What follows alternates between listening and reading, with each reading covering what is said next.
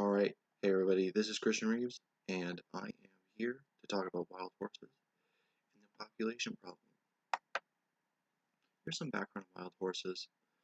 The wild horses we know today were introduced by the Spanish in the 1500s, so that technically does make the wild horse an invasive species.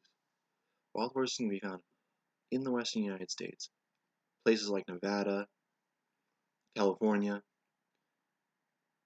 Washington, Oregon, Wyoming, just to name a few. Here are the arguments for and against the wild free-roaming horse, Embargo Act of 1971. 4. The horses were subjected to roundups that in some cases hurt them. These could, sometimes if these weren't properly managed, they would either accidentally horse run at each other, or, bad things would happen. Horses are iconic to the American West. This is one of the biggest reasons that people want to keep them around, is that, through the American West, horses are very iconic. When you think of the American West, you think of horses. You think of a cowboy, you think of horse, and you think of desert. Those are three things that probably come to your mind the very first thing.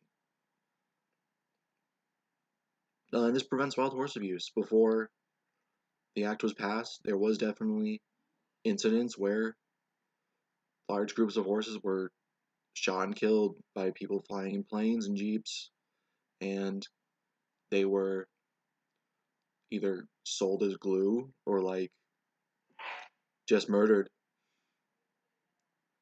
The government may be able to control the population far more effectively.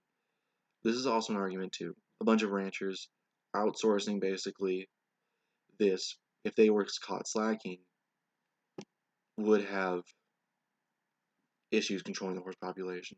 Here are the things for against. Ranchers can't upbreed the wild horse population, potentially leading to a less healthy population. This just means that ranchers can't introduce their own horses into the wild horse population under the Burrow Act, meaning that to some degree the diversity of those horses kind of stagnates, and this could lead to a less healthy population as new genes are not being added. Ranchers would have less access to them as workhorses. Many ranchers would, after the roundups, take some of these horses and use them as workhorses, like basically free horses. Many ranchers were upset after that. Here's another one. The BLM's horse program costs too much money. This is important because money management is definitely a very important thing in both our government and in our policy making. And the BLM, final point is the BLM's horse program is ineffective. This can be seen in a good number of places. I know some of the papers I talked about definitely said that the BLM had issues regulating horses, and still has issues to this day. And the horse program does cost money and will cost money in the future, more money in the future. What's next? Oh, okay, they are loaded fine.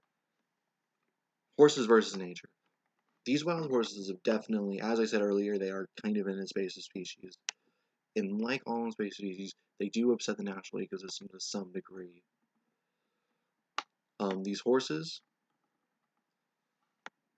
water sources are definitely a part where, horses compete a lot with elk and cattle and other wildlife for these water sources.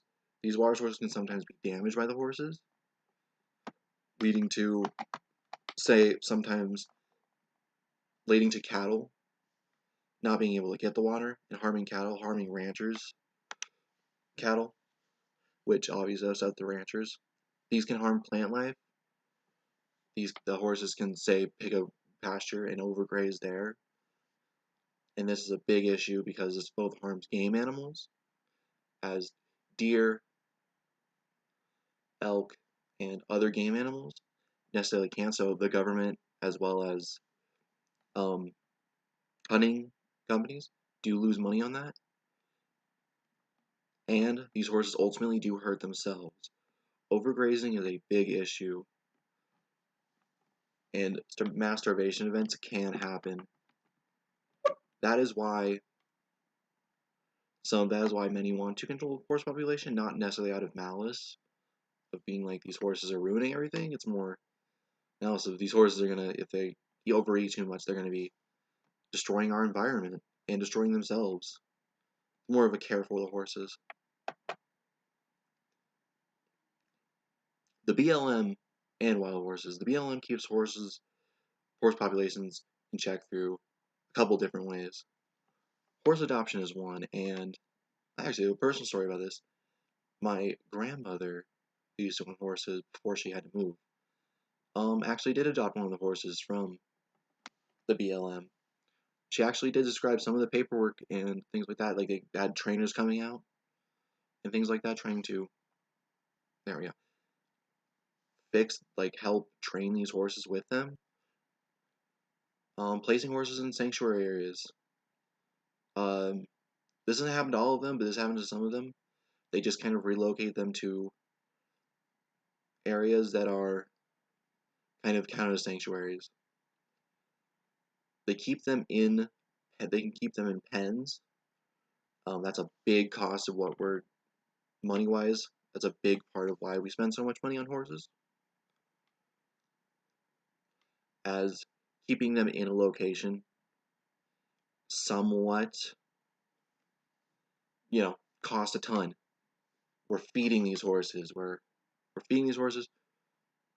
providing health care and loads of other stuff. The BLM is known to put down unadoptable horses or old horses. So horses with behavior issues, or old horses, or very sick horses. And to move on to the next one.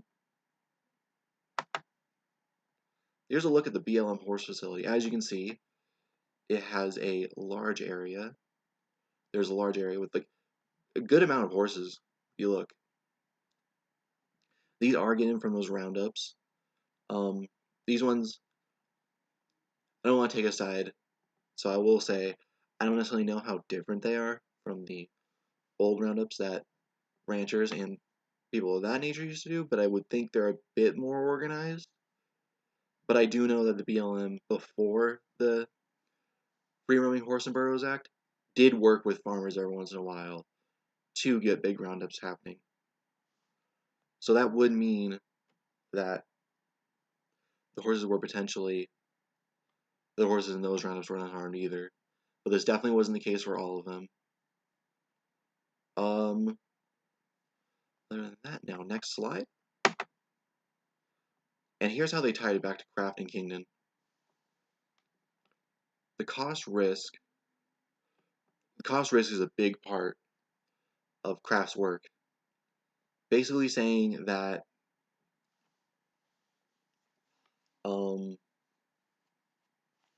sorry, I blanked out there for a second.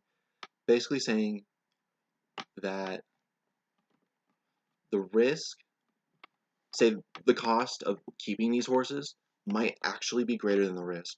That's a lot of what I found out during my research, as you definitely risk the environment keeping these horses like this and not keeping them well managed, but you're also costing a ton of money keeping them managed. I did see a couple models that showed that if the BLM incorporated more, say birth control into their practices, they could potentially drop the cost by a lot. Another thing is environmental stewardship. This is just us taking advantage of owning the environment and making somewhat the environment a public good. These horses are public goods, and public goods are things that we can all enjoy. Say national parks are public good. Things like that. Government technically owns them, but it's as the people we have a right to them to some degree.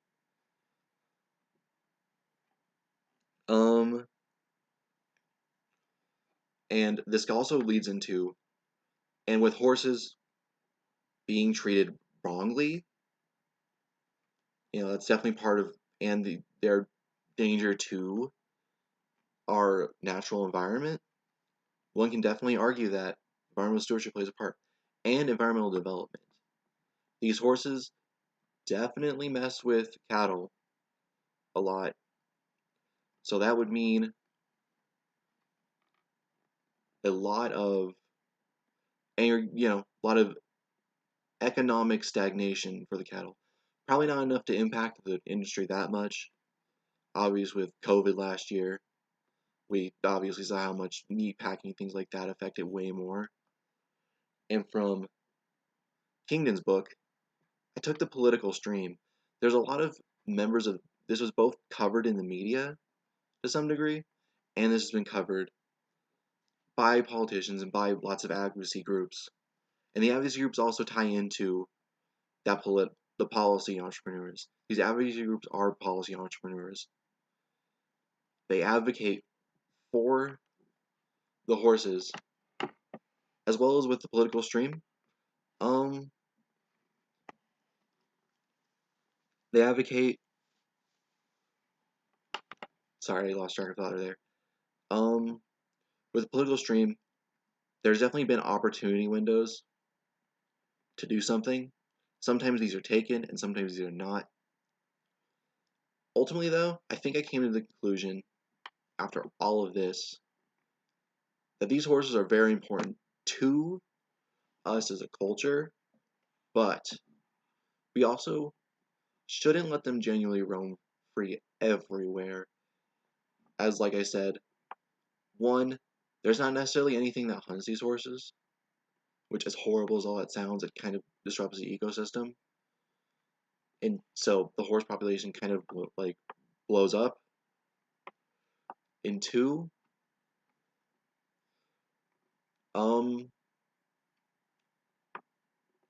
we definitely should keep an eye on them for our own from an economic standpoint, as the BLM, even though they have with horses and all that, the horse population, keeping them all